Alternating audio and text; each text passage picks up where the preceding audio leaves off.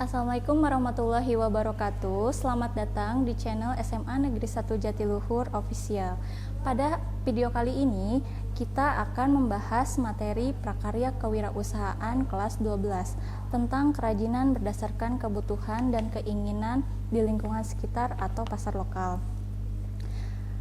Hukum dasar ekonomi menjelaskan bahwa terdapat hubungan antara ketersediaan barang dengan permintaan pembeli.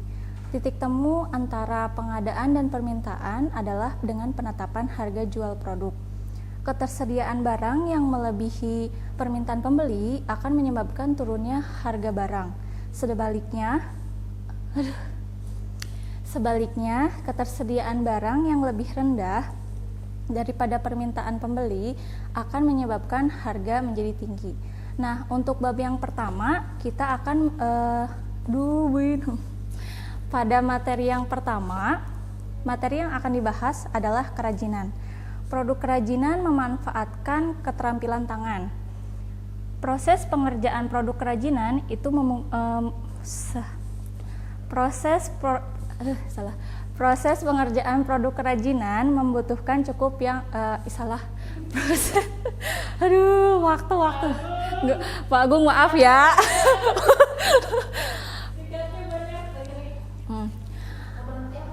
Lanjut aja nggak apa-apa, kayak Bu aja. Proses pengerjaan produk kerajinan membutuhkan waktu yang cukup lama. Industri kerajinan hanya bisa menghasilkan produk dalam jumlah yang terbatas dalam waktu tertentu. Beda halnya dengan industri manufaktur yang dapat menghasilkan produk dalam jumlah yang banyak dalam waktu yang singkat. Hal tersebut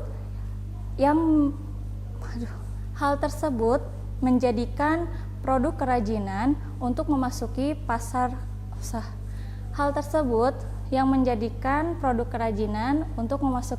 sebagai produk dalam jumlah yang terbatas atau disebut juga dengan limited edition atau limited product. Produk kerajinan yang unik dan juga jumlahnya terbatas itu akan menghasilkan atau memiliki nilai daya jual yang tinggi. Tapi tidak sembarangan dalam menentukan nilai jual yang tinggi. Harus dilakukan riset terhadap minat dan selera pembeli. Nah, riset ini bertujuan untuk deg-degan aku. Hasil riset pasar ini yang mendasari proses perancangan produk kerajinan agar lebih inovatif. Kemudian rancangan produk itu diawali dengan penataan sumber daya manusia. Nggak kayak gitu deh kayaknya. Salah, Pak Agung tolong diedit.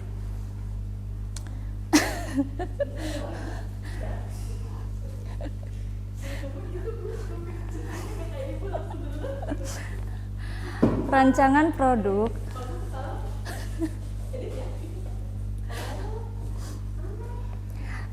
produk terwujud melalui kegiatan wirausaha yang didukung dengan ketersediaan sumber daya manusia, bahan baku, kemudian peralatan, cara kerja, pendanaan, serta pemasaran. Sumber daya yang dikelola sumber daya yang dikelola dalam sebuah wirausaha itu dikenal dengan 6M.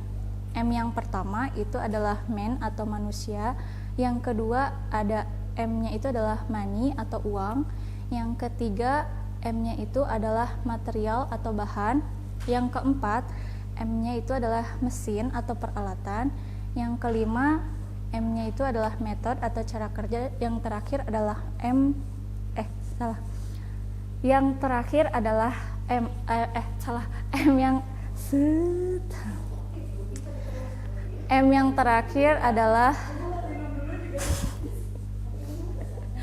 M yang terakhir adalah market atau pasar. M yang pertama, man atau manusia atau sumber daya manusia itu dikenal dengan dua istilah. Yang pertama ada manpower, yang kedua ada mindpower. Manpower di sini adalah tenaga manusia, sedangkan mindpower adalah daya pikir. Man atau manusia atau sumber daya manusia itu adalah orang-orang yang terlibat dalam kegiatan wirausaha tersebut. Kunci keberhasilan dari sebuah kegiatan wirausaha adalah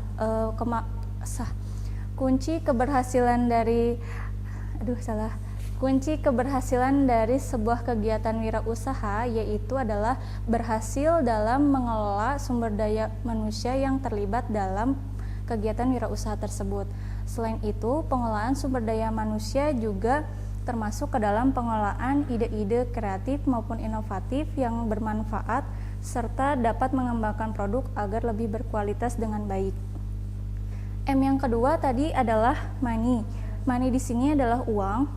Uang itu adalah dana ataupun bisa dikatakan sebagai modal usaha. Nah, untuk mengetahui perputaran uang tersebut dapat dilihat melalui pengeluaran dan pemasukan yang terjadi dalam usaha tersebut.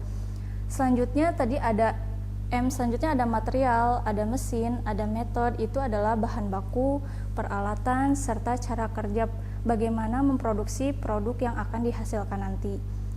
Nah, yang terakhir ada M, market, atau di sana adalah pasar sasaran. Nah, pasar sasaran ini merupakan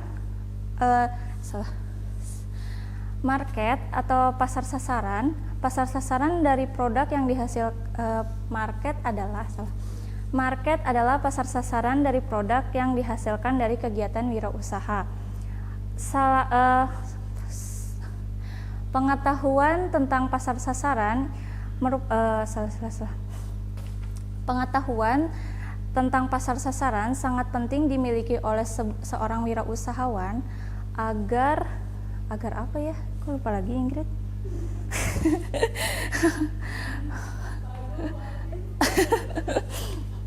Pengetahuan tentang pasar sasaran merupakan kunci keberhasilan dari sebuah kegiatan wirausaha. Untuk mengetahui pasar sasaran ini dapat dilihat berdasarkan kebutuhan dan keinginan pasar. Nah, kebutuhan dan keinginan pasar ini dapat dilihat berdasarkan riset terlebih dahulu. Nah, riset pasar sasaran ini bertujuan untuk mengetahui adanya pesaing gimana sih? Adanya pesaing, kok nggak kayak gitu di perasaan. Balikan lagi. Kebutuhan dan keinginan yang ada di lingkungan sekitar atau pasar itu dapat dilakukan melalui riset. Riset ini bertujuan untuk mengenali daya pesaing yang ada di pasar tersebut. Nah, kemudian pada pelaksanaan wirausaha tadi kan diawali dengan penataan sumber daya manusia. Pada zaman dulu, sumber daya manusia ini lebih dikenal sebagai manpower atau tenaga manusia. Namun seiring berkembangnya zaman, tenaga manusia ini tergantikan oleh daya pikir ataupun sebuah ide kreatif yang disebut dengan manpower. Nah, karena sebagian kegiatan usaha itu dapat dilakukan oleh mesin ataupun salah Bapak, maafin, banyak banget ya yang harus diedit. Pada pelaksanaan wirausaha diawali dengan penataan sumber daya manusia. Pada pelaksanaan kegiatan wirausaha diawali dengan penataan sumber daya manusia yang pada pelaksanaan wirausaha diawali dengan penataan sumber daya manusia, yaitu sebagai penggerak kegiatan wirausaha. Zaman dahulu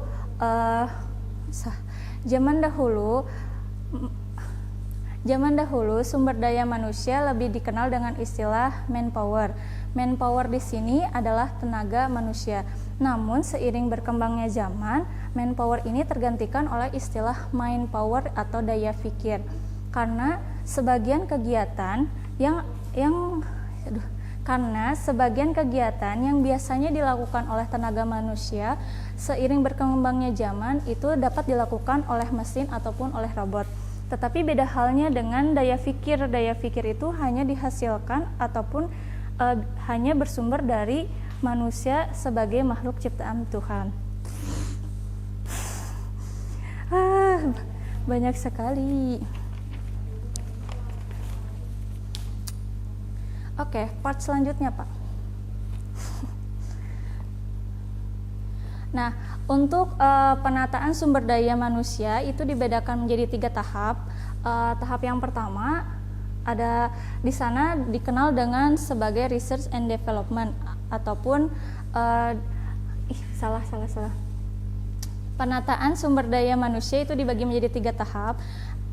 Tahap 1 adalah persiapan organisasi dan perancangan produksi. Nah, untuk persiapan organisasi. Penataan sumber daya manusia itu terdiri dari 3 tahap. Tahap yang pertama adalah persiapan organisasi dan perancangan produksi. Untuk persiapan organisasi itu membutuhkan kerjasama yang baik antara seorang wirausahawan dengan pemasok bahan baku, dengan pekerja, dengan pembeli, itu kerjasamanya harus terjalin dengan baik. Kemudian kerjasama yang baik atau hubungan yang baik pula akan terjalin apabila pembagian tugas dalam sebuah organisasi tersebut bisa dibagi secara adil sesuai dengan kompetensinya. Sesuai dengan kompetensinya. Ulangi lagi. Mana ya tadi? Oh ya. Kerjasama yang baik didukung pula dengan pembagian tugas secara adil sesuai dengan kompetensinya. Nah, untuk tahap 1 itu terdiri dari 4 poin. Yang pertama ada pembentukan organisasi yang tadi sudah dijelaskan.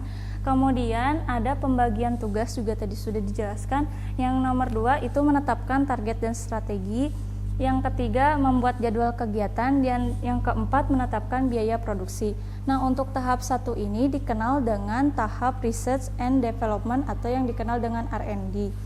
Nah, untuk tahap 2 itu adalah tahap produksi hingga penjualan, di mana tahap 2 ini dikenal dengan distribution and production. Nah, tahap 2 di sini itu terdiri dari 4 poin.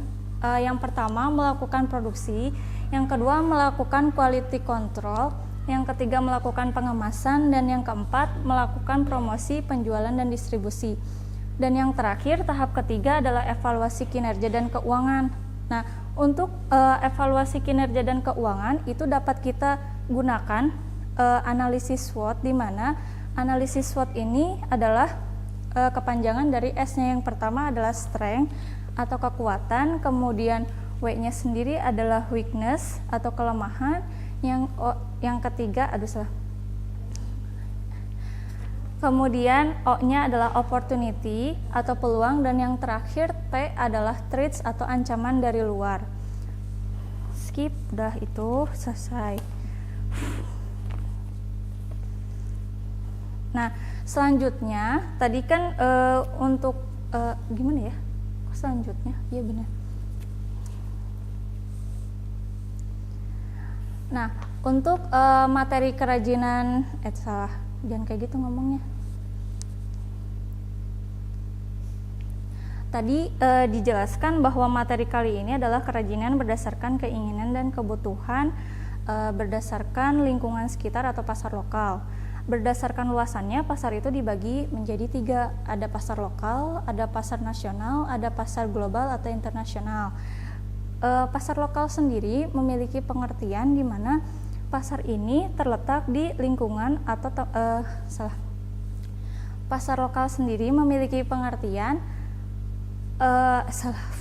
pasar lokal sendiri memiliki pengertian sebagai pasar yang berada di lingkungan atau daerah yang sama dengan tempat produksinya. Kemudian ada juga pembagian pasar berdasarkan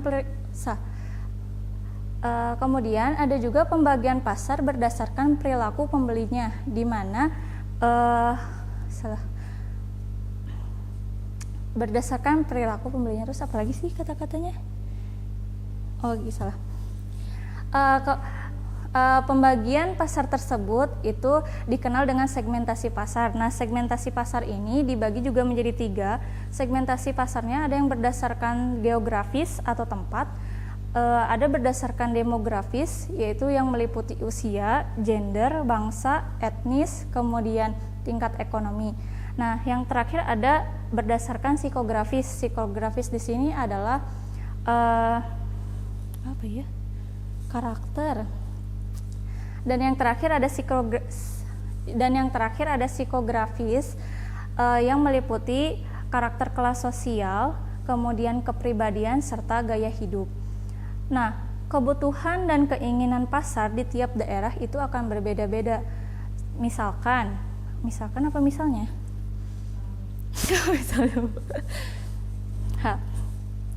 Kebutuhan dan keinginan kebutuhan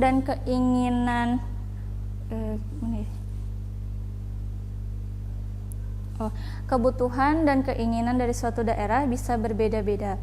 Misalnya, daerah yang memiliki suhu rendah itu akan membutuhkan yang namanya sebuah penghangat. Beda halnya dengan daerah yang memiliki suhu tinggi, maka yang diperlukan adalah kerajinan berupa kipas. Nah, kemudian kebutuhan dan keinginan pasar juga bisa dipengaruhi karena kebiasaan ataupun budaya setempat. Misalnya di daerah tersebut kebiasaan memberi hadiah atau tanda mata yang memunculkan pembuatan produk yang unik atau ciri khas dari daerah tertentu. Terakhir. Kayaknya Ingrid banyak itunya deh, banyak tegangnya. Pada prinsipnya pasar itu terjadi karena dua hal. Yang pertama karena ada permintaan serta ada penawaran.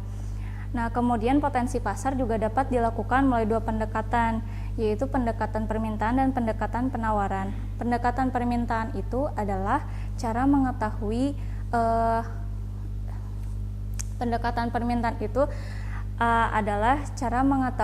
apa yang dibutuhkan atau apa yang diperlukan dari daerah tersebut. Sedangkan pendekatan penawaran adalah bagaimana mengandalkan kemampuan wirausahawan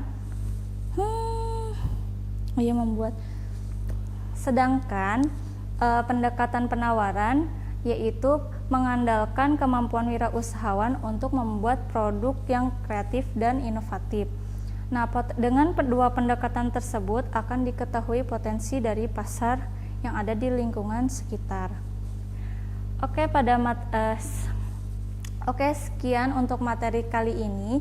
Jika ada yang kurang dimengerti atau ada yang ingin ditanyakan, boleh dituliskan di kolom komentar di bawah ini. Jangan lupa untuk memberikan like. Jangan lupa untuk memberikan like, kemudian menekan tombol. Jangan lupa memberikan. Iya Bu, biar promosiin SMA Jatiluhur. Oh, udah gitu aja ya. Jangan lupa like, comment, and subscribe. Apa itu? Tuh. Udahlah ya, komen aja terus jangan lupa share, udah gitu aja ya. Jangan lupa memberikan like, subscribe, dan komen serta share untuk channel SMA Jatiluhur. Jangan lupa memberikan like, comment, subscribe, dan share. Udahlah, jangan lupa untuk memberikan like, subscribe, dan komen untuk channel SMA Negeri Jatiluhur ini. Sekian, assalamualaikum warahmatullahi wabarakatuh. Salah. Ulangi lagi sekali lagi. Jangan lupa untuk memberikan like, subscribe, dan komen untuk channel untuk kemajuan ya. Jangan lupa memberikan like, subscribe, serta komen untuk kemajuan channel SMA Negeri 1 Jatiluhur ini. Sekian, wassalamualaikum warahmatullahi wabarakatuh.